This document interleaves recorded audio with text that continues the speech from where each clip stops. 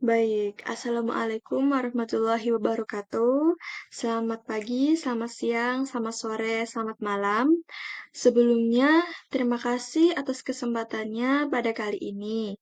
Dan pada kesempatan kali ini, saya akan mempresentasikan hasil belajar saya mengenai teori teknologi pendidikan selama setengah semester ini.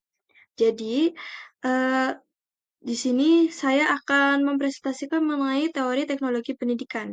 Langsung saja, yang pertama akan ke biodata terlebih dahulu karena tak kenal maka tak sayang.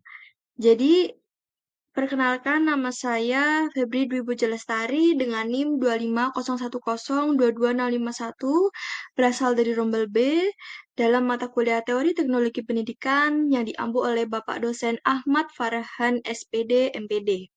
Nah, pada kesempatan kali ini, sebelum kita membahas mengenai materinya, alangkah baiknya kita bersyukur kepada Allah Subhanahu wa Ta'ala karena telah memberikan kita kenikmatan sehingga kita masih diberikan kesempatan untuk menghirup udara yang segar. Nah, sholawat serta salam juga tak lupa kita haturkan kepada junjungan kita Nabi Allah Muhammad SAW yang kita nantikan syafaatnya di yaumul kiamah kelak. Sebelumnya, mohon maaf Bapak, di sini saya mempresentasikan tuangan atau cakupan ide saya dalam bentuk PPT karena handphone saya tidak memadai dan saya hanya bisa merecord menggunakan laptop. Jadi, oh iya, sebelumnya saya juga meminta maaf karena kamera saya ini mirror ya, jadi terlihatnya tidak simetris. Mohon dimaafkan. Dan lanjut kepada topik pembahasan. Nah, sebelum membahas mengenai teori teknologi pendidikan di sini, saya akan mempresentasikan apa saja hal yang akan saya bahas atau hal yang akan saya pelajari.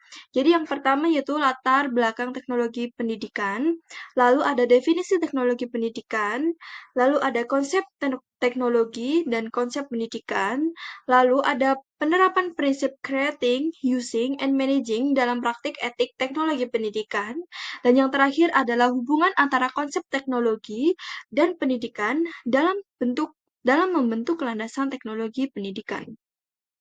Langsung saja kita ke materi yang pertama, yaitu latar belakang. Jadi, latar belakang dari teknologi pendidikan ini apa sih? Nah, sebenarnya banyak sekali persepsi-persepsi dari para ahli mengenai teknologi pendidikan ini. Jadi, latar belakangnya yaitu perkembangan teknologi telah mengubah cara belajar dan mengajar dalam dunia pendidikan. Dari proses tradisional menuju pembelajaran berbasis digital, muncul kebutuhan akan teori yang menjelaskan bagaimana teknologi dapat diterapkan secara efektif dan etis. Teori teknologi pendidikan hadir sebagai dasar untuk merancang, mengembangkan, dan mengelola proses pembelajaran dengan memanfaatkan teknologi secara sistematis. Tujuannya bukan hanya meningkatkan efisiensi dan efektivitas belajar, tetapi juga memastikan bahwa penggunaan teknologi tetap berpihak pada nilai kemanusiaan dan kebutuhan peserta didik. Jadi, teori teknologi pendidikan ini diperlukan dalam membentuk suatu landasan atau dasar bagi teknologi pendidikan itu sendiri. Nah, langsung saja masuk ke definisi teknologi pendidikan. Jadi dikutip dari bukunya Alan Januszewski dan juga Molinda yang menjelaskan bahwa definisi teknologi pendidikan yaitu merupakan studi dan praktik etis dalam memfasilitasi pembelajaran dan meningkatkan kinerja dengan menciptakan, menggunakan, dan mengelola proses dan sumber daya teknologi yang sesuai. Nah, lanjut di sini kita masuk ke definisi teknologi. Jadi, teknologi ini merujuk pada penerapan ilmu pengetahuan untuk menyelesaikan masalah dan menciptakan solusi praktis. Teknologi merupakan hasil dari proses inovatif yang memanfaatkan pengetahuan ilmiah dan rekayasa untuk menghasilkan alat, sistem, dan proses baru. Teknologi memiliki pengaruh yang luas dalam kehidupan manusia, mengubah cara kita berkomunikasi, bekerja, dan berinteraksi dengan dunia. Jadi teknologi ini mengubah pandangan kita mengenai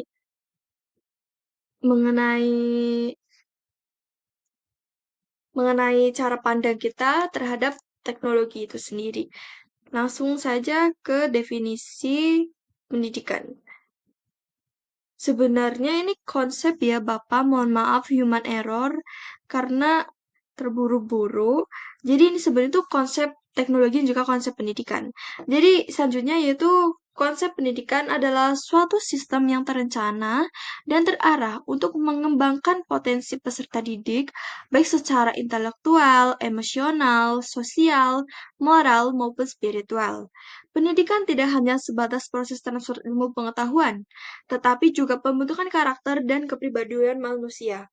Jadi pendidikan itu bukan hanya membentuk suatu individu tuh baik atau paham secara emosionalnya, secara intelektualnya, tetapi pendidikan itu juga membentuk individu itu dalam menentukan kepribadiannya maupun dalam membentuk sifatnya yang ada dalam individu tersebut. Nah, langsung saja ke penerapan prinsip creating, using, and managing dalam praktik etik teknologi pendidikan. Jadi, dari prinsip creating, using, and managing ini akan diterapkan dalam praktik etik teknologi pendidikan. Nah, yang pertama ini masuk ke dalam prinsip creating terlebih dahulu ya. Jadi, dalam konteks etika teknologi pendidikan, prinsip creating berarti kemampuan dan tanggung jawab profesional untuk menciptakan desain, media, atau solusi pembelajaran yang inovatif, bermanfaat, dan etis bagi peserta didik. Jadi, prinsip dari creating ini bukan hanya soal menghasilkan sesuatu yang baru secara teknis, tetapi juga menjamin bahwa ciptaan tersebut mendukung tujuan pendidikan, menghormati hak-hak pengguna, dan menciptakan atau memperhatikan dampak sosialnya. Jadi prinsip creating ini bukan hanya dibuat semena-mena tanpa memikirkan aspek-aspek pendukung yang lain, tetapi praktik penerapan penerapan prinsip creating ini juga harus mempertimbangkan dari aspek-aspek yang lain. Contohnya dalam penerapan abad 21 ini yaitu merancang sistem pembelajaran digital berbasis kebutuhan peserta didik. Dengan cara yaitu desainer memastikan konten sesuai usia, tidak bias budaya, dan memperhatikan aksesibilitas. Jadi maksud dari merancang sistem pembelajaran digital berbasis kebutuhan peserta didik itu apa sih dalam konteks pendidikan abad 21 ini? Jadi si pendidik atau tenaga ahli itu tidak hanya menggunakan prinsip mengelola ataupun ya menggunakan, tetapi juga merancang atau membuat atau menciptakan sistem pembelajaran.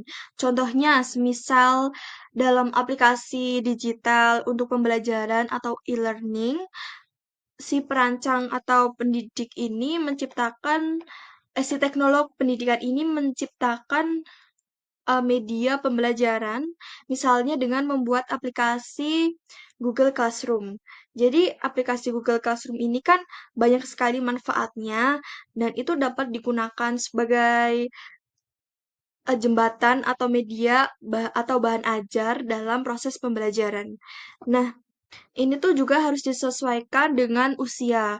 Jadi, apabila targetnya itu untuk anak sekolah menengah pertama, maka hal itu akan disesuaikan atau diselaraskan dalam konteks atau batasan usianya. Jadi tidak boleh misal untuk anak SMA tetapi menggunakan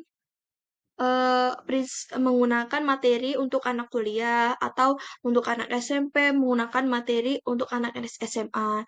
Itu tidak boleh dilakukan karena sesuai dengan prinsip creating.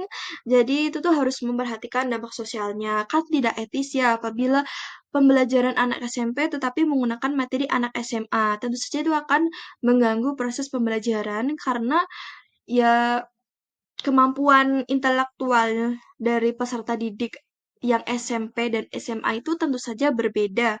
Cara pandangnya juga berbeda. Nah, next yaitu menggunakan penerapan prinsip using.